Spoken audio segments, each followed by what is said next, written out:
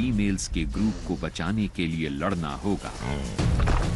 इसका स्कल इन जोरदार टक्करों को सह सकता है, पर इससे इसके सींगों के टूटने का खतरा पैदा हो सकता है।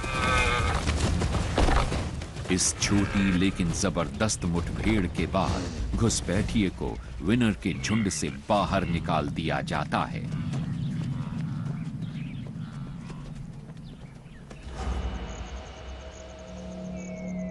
झुंड छोटे हों या बड़े, दोपहर की तेज गर्मी में सभी आराम करने लगते हैं।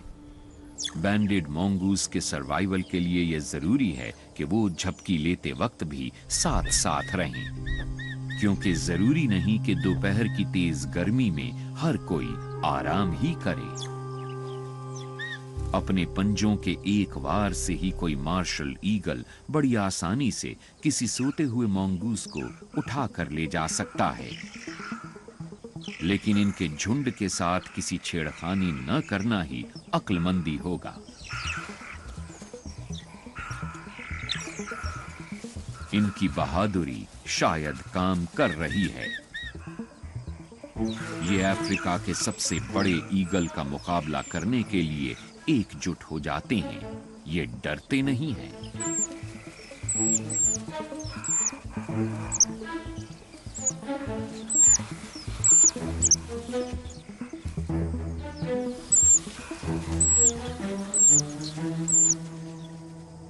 इस एपेक्स प्रेडेटर का हमले का प्लान नाकाम हो जाता है। चाहे कोई जीव कितना ही छोटा या लाचार सा क्यों ना लगता हो, एकजुट होकर जीत हासिल की जा सकती है। जब दो पावरफुल गैंग्स आपस में भिड़ते हैं तो उसके नतीजे के बारे में बताना आसान होता है। ये अफ्रीका की सबसे ताकतवर एनिमल आर्मीज में से एक है। ये है बफलोज का झुंड, जिसमें 1000 तक मेंबर्स हो सकते हैं। इन बहुत सारे ताकतवर जीवों के सामने ज्यादातर शिकारी हार मान लेते हैं, पर शेरों के साथ ऐसा नहीं है, जो अफ्रीका के सबसे जानलेवा किलर्स में से एक होते हैं।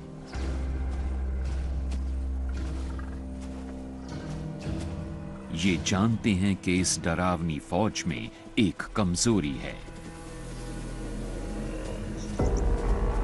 इन सीजन्ड वॉरियर्स के बीच कुछ नए बच्चे भी हैं जिन्हें तजुर्बा नहीं है और वो वल्नरेबल हैं।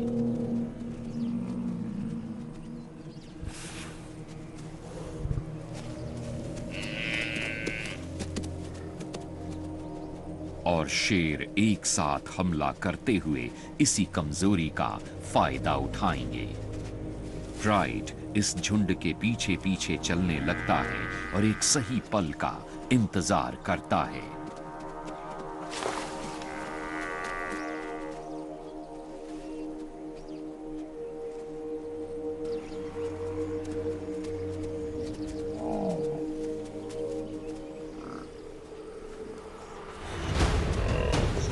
शाम ढलने पर शेरों का झुंड सभी तरफ से हमला कर देता है।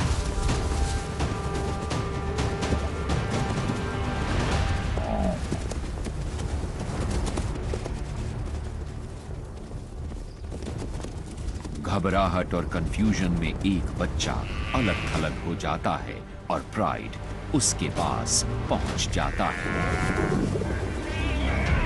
लेकिन ये भिड़ंत अभी खत्म नहीं हुई है।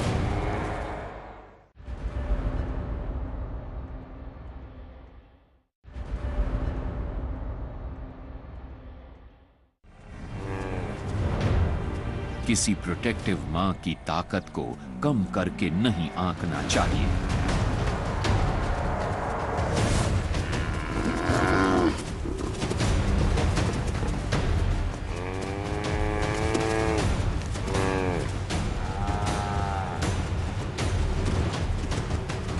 एक टन वाली इस मां के आगे शेरों का झुंड हार मान जाता है। ये इन्हें मार भी सकती है। इसी झुंड के बाकी मेंबर्स भी इसे मदद देने के लिए लौटने लगते हैं। शेरों को जो शिकार आसान लगता था, वो दो बड़े गैंग्स के बीच अब एक बैटल बन गया है। बफलोज बड़े हैं और इनके सींग किसी शेर को जानलेवा ढंग से जख्मी कर सकते हैं। शेरों के झुंड को अंदाजा हो जाता है कि वो न तो संख्या और न ही ताकत के मामले में इनके बराबर हैं, तो वो यहां से लौटने में ही भलाई समझते हैं। इस तरह जीत बफलोज की होती है और ये साबित हो जाता है कि मिलकर रहने से बड़ी ताकत और कोई नहीं।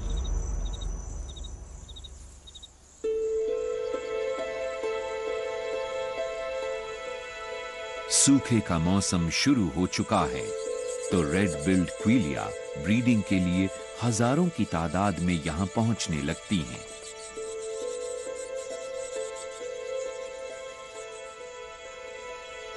इनके बड़े बड़े झुंड अकेसिया के पेड़ों में सूखी घास के घोंसले बुनने लगते हैं। ये घोंसले जमीन से ऊंचे होते हैं और कांटों से घिरे रहते हैं, इसलिए ये शिकारियों से सेफ रहते हैं। लेकिन क्विलिया के बच्चों की भूख जैसे कभी मिटती ही नहीं, तो इन्हें पेड़ों के सेफ माहौल से निकलकर खुले में जाना ही पड़ता है, जहां खतरा इनका इंतजार कर रहा होता है। जब कोई क्विलिया पेड़ों से अकेला निकलता है, तो शिकारी उसे फौरन दबोचने की फिराक में रहते हैं।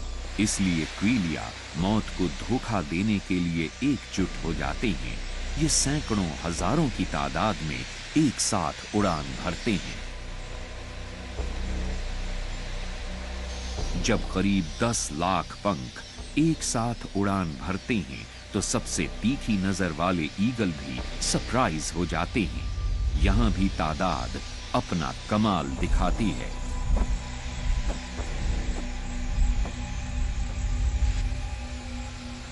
गैंग में जितने ज्यादा क्विलिया पक्षी होंगे, किसी एक के पकड़े जाने की गुंजाइश उतनी ही कम हो जाएगी।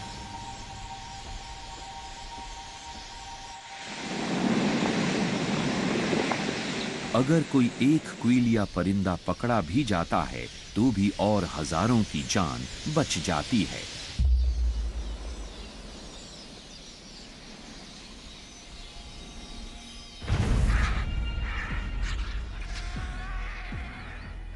अगर किसी जीव का गैंग काफी बड़ा हो, तो अपनी मर्जी की चीज हासिल करने के लिए उसे हमेशा वायलेंस की जरूरत नहीं पड़ती। वाइल्ड डॉग्स का ये झुंड एक कुडू की लाश को खा रहा है और चारों तरफ से वल्चर्स आने लगे हैं। थर्मल्स पर सवारी करते हुए ये किसी मरे हुए शिकार को 1.61 किलोमीटर की ऊंचाई से भी देख लेते हैं।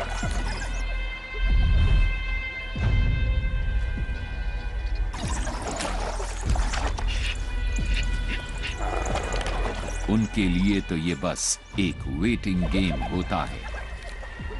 अगर गैंग की वजह से खुराक इतनी आसानी से मिल जाती है, तो इससे निकाल दिया जाना मौत की सजा के जैसा हो सकता है।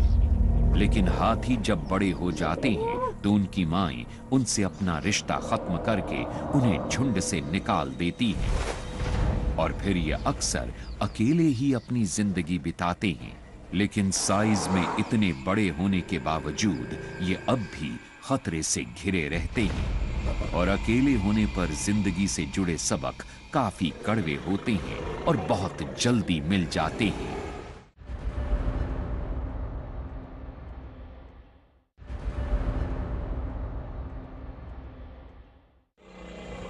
अकेले होने पर ये दूसरों का टारगेट बन सकते हैं।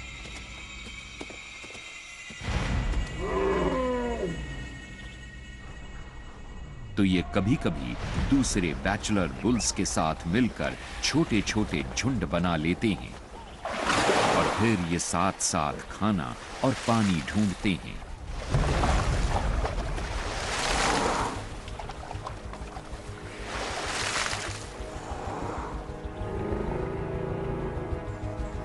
इन मिनी गैंग्स के जरिए हाथी उन तमाम स्किल्स को सीखते हैं जिनकी उन्हें जिंदगी में जरूरत पड़ती है। ये अपनी ताकत को बढ़ाने के लिए आपस में जूझते हैं और एडल्टहुड के नियम सीखते हैं, यानी वो तमाम खूबियां जो एक कामयाब मेल बनने के लिए चाहिए।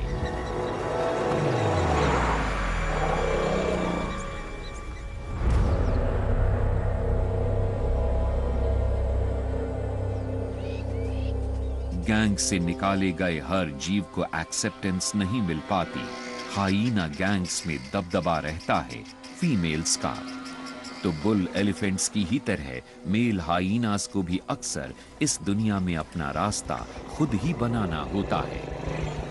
किसी मेल हाइना के पास बैकअप के लिए गैंग नहीं होता तो उसे लगातार सावधान रहना पड़ता है।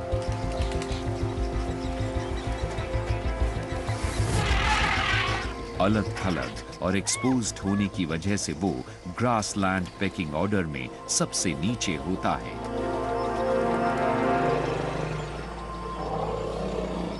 अकेला होने से हर काम ज्यादा मुश्किल हो जाता है। तो ये एक नए क्लैन को ज्वाइन करने की सोच रहा है। लेकिन अगर किसी को एक झुंड से निकाल दिया गया हो तो दूसरे को ज्वाइन करना आसान नहीं होता।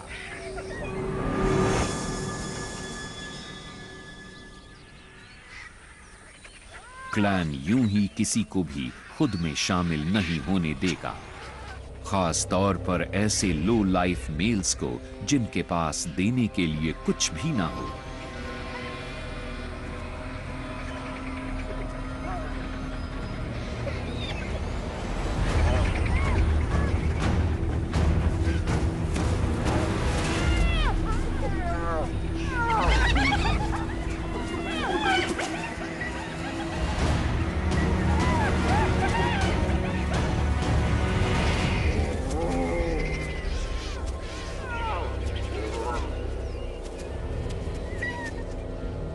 झुंड इसे शामिल नहीं करना चाहता तो इसे या तो भागना पड़ेगा या फिर अपनी जान देनी होगी।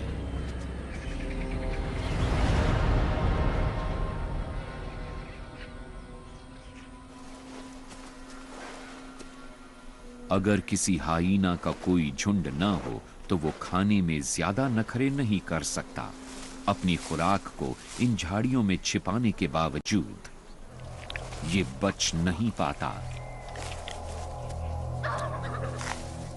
वाइल्ड डॉग्स के एक राइवल पैक से सड़ते हुए मांस की बदबू इन्हें यहां खींच लाई है।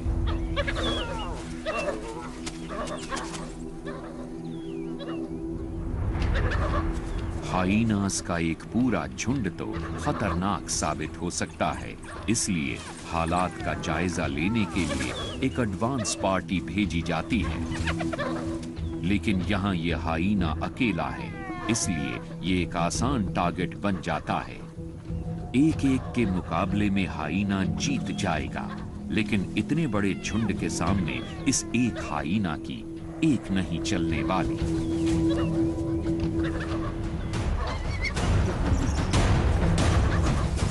ये डॉग्स इसे तब तक सताते हैं जब तक ये खुले में नहीं आ जाता।